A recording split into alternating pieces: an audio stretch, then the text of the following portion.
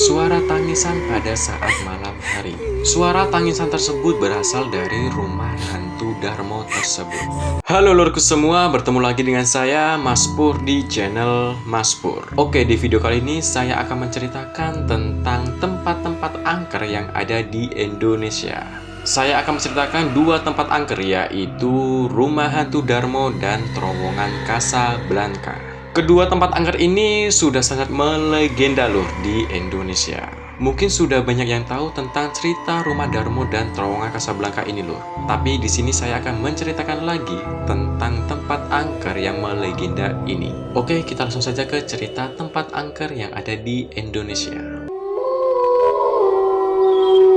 Yang pertama yaitu Rumah Hantu Darmo. Rumah Hantu Darmo atau yang dikenal dengan sebutan RHD ini merupakan sebuah urban legend yang tentunya sudah tidak asing untuk warga Surabaya. Terkenal dengan cerita-cerita mistisnya yang menyeramkan, rumah ini menyimpan banyak sekali cerita-cerita mistis di balik kengerian rumah ini. Dan sampai saat ini, rumah ini sangat-sangat tidak terawat lur. Dari sekian banyak cerita yang beredar, salah satu cerita yang paling menarik perhatian adalah kisah mengenai pesugihan yang dilakukan oleh pemilik rumah ini lur. Konon kesuksesan dari pemilik rumah ini dikarenakan ia bersekutu dengan setan. Penghuni rumah ini membuat perjanjian kepada makhluk halus itu untuk memberikan tumbal pada setiap malam Jumat. Tumbalnya sendiri pun harus manusia dan tidak bisa digantikan oleh hewan. Namun pada suatu hari si penghuni ini berhenti memberikan tumbal kepada makhluk halus itu dan menghentikan segala aktivitas yang berhubungan dengan pesugihan. Kemudian keluarga ini atau si penghuni rumah hantu Darmo ini pergi meninggalkan kota tersebut menggunakan kapal pribadinya. Tapi naas, kapal yang mereka kendarai tenggelam di tengah laut. Hingga saat ini tidak ada yang tahu kecelakaan tersebut diakibatkan karena makhluk halus atau kesalahan teknis lur. Saat keluarga tersebut pergi, ia tidak membawa semua penghuni rumah yang ada di situ.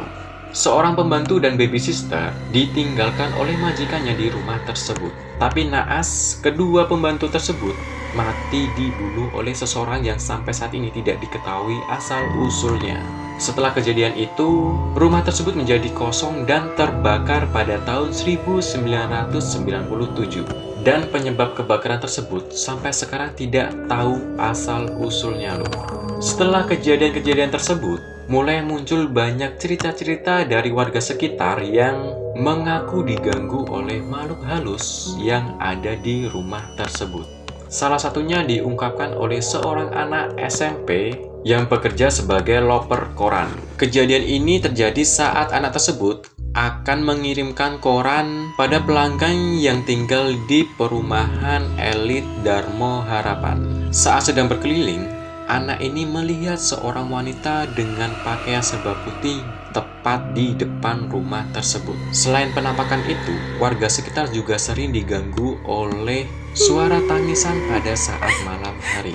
Suara tangisan tersebut berasal dari rumah hantu Darmo tersebut. Mengingat reputasinya yang semakin terkenal, rumah ini lambat laun menjadi rumah yang paling angker di Surabaya. Tidak sedikit pula banyak muda-mudi yang melakukan atau menguji dirinya dengan melakukan uji nyali di rumah ini loh. Setiap uji nyali yang dilakukan di rumah ini selalu berimbas dengan kesurupan. Saking seringnya hal kesurupan tersebut, para warga sekitar menganggap hal itu menjadi kejadian yang sangat biasa lur. Itu tadi kisah dari Rumah Hantu Darmo lur. Kita lanjut ke cerita selanjutnya. Tempat angker yang kedua yaitu Terowongan Casablanca. Di tengah hiruk-pikuk ibu kota, ternyata ada juga tempat angker yang terkenal di ibu kota ini lur. Salah satu lokasi yang dianggap paling angker yaitu Terowongan Casablanca. Terowongan Casablanca ini terletak di bawah Jalan Kuningan, Jakarta Selatan, atau lebih tepatnya di jalur Jatinegara menuju Sudirman atau sebaliknya. Konon katanya sebelum jalan ini dibangun, tanah tersebut merupakan lahan pemakaman massal. Kemudian pemerintah setempat menggeser atau memindahkan kuburan ini untuk dijadikan jalan raya. Konon saat proses pemindahan mayat-mayat yang dikuburkan di situ, ada salah satu mayat yang bentuknya masih utuh. Banyak orang percaya kalau penunggu kuburan massal yang ada di jalan itu belum semuanya pindah lur, jadi masih ada yang di situ.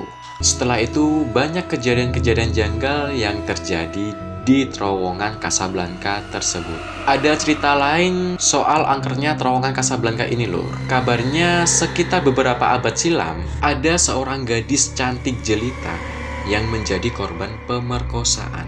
Dia dilecehkan secara seksual oleh segerombolan orang lur. Gerombolan pemuda-pemuda tersebut menyetubuhi si gadis tersebut hingga tewas. Kemudian gadis malang tersebut diseret di tempat yang sekarang menjadi terowongan Casablanca itu. Gadis itu dibuang dan dibiarkan begitu saja.